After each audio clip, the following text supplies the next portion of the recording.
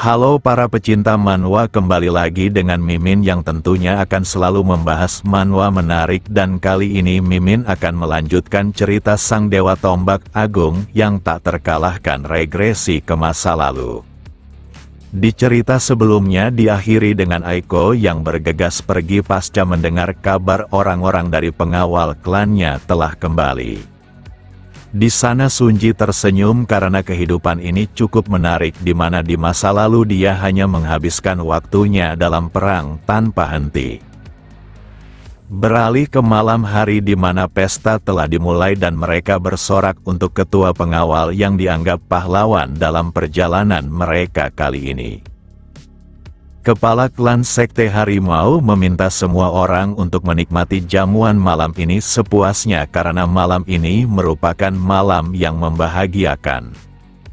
Meski semua orang bersorak kegirangan, tapi Sunji yang ikut hadir hanya bersikap santai dengan menikmati jamuan di depannya.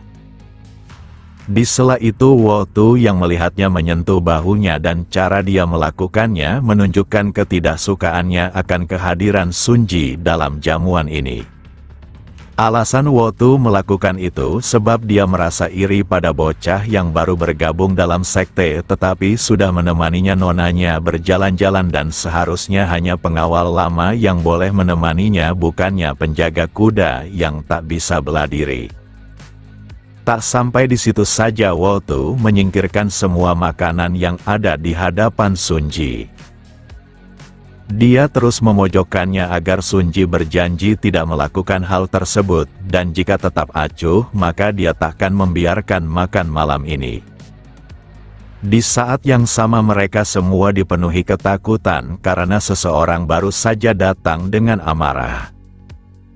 Siapa sangka orang itu adalah nonanya, dan dia tidak senang sebab Wotu dan yang lainnya menjahili Sunji lagi, padahal semuanya adalah keluarga.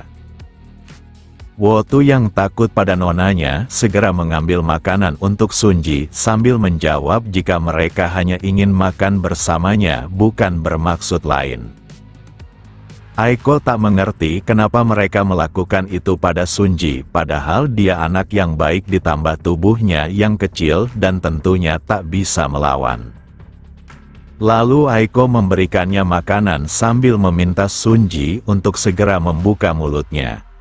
Dia paham jika seperti ini terus maka Sunji bisa saja kelaparan, dan jika hal ini kembali terjadi maka dia harus memberitahunya agar orang lain tidak bisa mengganggunya lagi.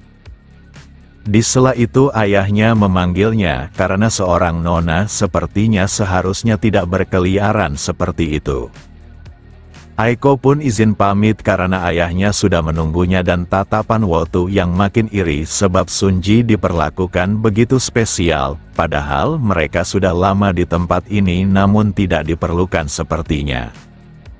Wotu dan yang lainnya bahkan terus bertanya bagaimana cara Sunji mendapatkan kebaikan seperti itu, bahkan menyebut jika Sunji beruntung dikarenakan memiliki wajah tampan saja. Dikarenakan nonanya sangat peduli pada Sunji, maka Wotu juga akan melakukannya dengan menyuapinya makanan sekarang juga. Yang benar saja Wotu mengambil makanan lalu melemparkannya ke arah Sunji, menandakan dia tidaklah bermaksud baik. Namun lemparan seperti itu hanyalah sebuah permainan anak-anak bagi Sunji, dan dia menghindarinya sambil memperlihatkan wajah bosannya. Karena Sunji menghindar yang berarti menolak kebaikannya, maka Wotu serta anak buahnya akan terus melemparkan makanan padanya. Akan tetapi Sunji mengejutkan mereka di mana dia terus menghindar dan hanya akan memakan daging saja. Sementara itu kepala klan mengungkapkan terima kasihnya kepada ketua pengawal Sui di depannya sebab perjalanan ini bisa berjalan lancar atas kerja kerasnya, dan Ibu Aiko akan memastikan keluarga para pengawal yang gugur akan mendapatkan kompensasi yang pantas. Sui menunjukkan rasa hormatnya setelah mendengar hal tersebut, dan dia berharap tuannya tidak terlalu memikirkannya karena para pengawal yang gugur pastinya tanpa penyesalan, ditambah selama ini ketua sekte sudah sangat baik pada mereka bahkan sampai ke keluarga mereka. Lalu Aiko mendekat dengan niat untuk menuangkan minuman untuknya, menunjukkan rasa takjub akan penyelesaian misi yang dilakukannya.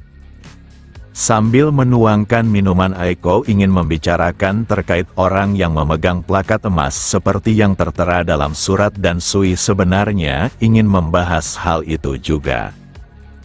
Karena tak melihatnya, maka Sui menduga jika sosok itu pastinya tidak datang. Aiko membenarkan hal itu, dan jika saja sang penyelamat itu datang, maka mereka pasti akan menyambutnya sebagai tamu kehormatan. Walau pertemuan mereka singkat, tapi Sui dapat melihat bakat yang sangat langka dari anak itu. Dia adalah sang pengguna tombak, dan walau usianya masih muda, tapi kekuatannya bisa mengalahkan semua bandit hutan yang tak lain adalah orang-orang sekte Dao yang sedang menyamar dalam mengincar sekte harimau. Sosok itu seperti malaikat kematian dengan teknik tombak yang sangat tidak normal, bahkan pantas disebut brutal hingga buas seperti binatang yang merobek mangsanya. Sui bergumam jika saja dia bisa merekrutnya maka sekte harimau akan menjadi lebih kuat, bahkan biro pengawal akan selalu aman saat menjalani misi. Lalu Aiko yang melihat ekspresi Sui yang sedang gelisah segera menyentuh tangannya sambil mengatakan jika Sui sudah melakukan banyak hal untuk sekte ini dan dia sebaiknya bersenang-senang malam ini. Semua orang yang ada di sini melakukan hal itu, dan apa jadinya jika mereka melihat Sui yang seperti pahlawan memasang ekspresi seperti itu? Aiko menambahkan jika semua orang dapat bahagia malam ini berkat Sui. Kemudian Sui mulai memikirkan ulang semuanya jika bawahannya berjuang untuk menjaga kedamaian ini. Walau mereka gugur, tapi mereka pastinya takkan menyesalinya. Saat memperhatikan wajah semua orang, tiba-tiba saja senyuman di wajah Sui berubah.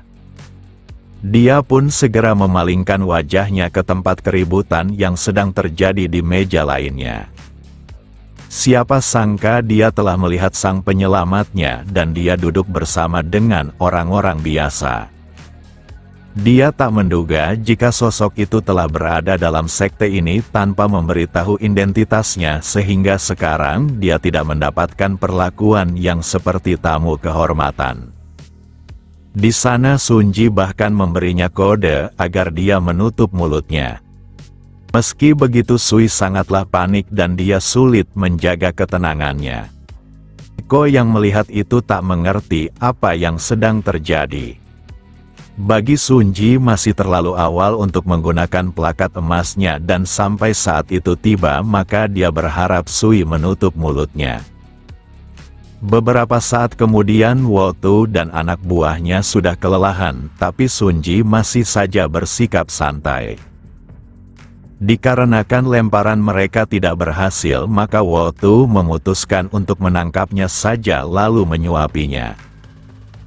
Akan tetapi mereka berhenti disebabkan suara yang dibunyikan. Sosok ini sangat terganggu atas keributan itu, padahal dia sedang menikmati makanan. Hanya saja Wotu malah murka dan mengingatkan kepada gelandangan di depannya berterima kasih sebab ketua sektenya sudah berbaik hati membaurkan seorang gelandangan menikmati pesta ini. Ucapan Wotu yang terdengar sangat arogan membuat orang ini memutuskan memberinya sebuah pelajaran. Saat Wotu ingin mendekat, maka Sunji menghentikannya. Sosok ini tersenyum karena bocah menarik telah tiba. Dia bahkan memujinya sebab Sunji menyadari apa yang akan dilakukannya, bahkan menduga Sunji memiliki masa depan yang cerah khususnya dalam dunia murim. Sambil beranjak pergi, sosok ini mengingatkan kepada si gemuk Wotu untuk memakai hidupnya yang tersisa dengan melayani Sunji karena dirinya lah dia masih hidup. Hanya saja Wotu menganggap orang itu pastinya sudah gila karena apa yang diucapkannya sungguh aneh. Siapa sangka sosok ini bukannya meninggalkan jamuan, tapi dia malah maju ke tengah untuk merebut semua perhatian. Kehadirannya yang secara tiba-tiba tentu saja mengejutkan semua orang. Sambil berteriak, sosok ini mengucapkan terima kasihnya atas pesta ini, tapi sayangnya mereka hanya punya minuman dingin. Maka dari itu dia meminta izin untuk menghangatkan minuman semua orang. Yang benar saja jari-jarinya yang diletakkan di atas meja utama mengeluarkan sebuah energi. Sui yang melihat tindakan itu mencoba menghunuskan pedangnya untuk berjaga-jaga, tapi seperti yang dikatakan sosok itu, dia benar-benar menghangatkan minuman. Akan tetapi minuman di depan ketua sekte malah tak tersisa. Sosok ini pun meminta maaf karena dia membuatnya terlalu panas sehingga semua minumannya menguap. Sui yang menyaksikan hal tersebut sangat terkejut karena orang itu melakukan semua ini hanya dengan menggunakan energi internalnya. Kenyataan tersebut menunjukkan dia berada di tingkat yang tinggi dan sang kepala keluarga nampaknya mengenalinya, bahkan menanyakan apa coba dilakukannya. Hanya saja sosok ini ingin meluruskan sesuatu jika dia bukanlah sosok yang dimaksud kepala sekte karena dia hanya menemukan lonceng di tangannya ketika dalam perjalanan ke sini. Maka dari itu dia akan memperkenalkan dirinya sebagai aliansi yang berasal dari non-ortodoks, bahkan dia dulunya pernah menjadi bagian sekte iblis dan ketidaksopanan ini menandakan dia tidaklah datang secara bersahabat.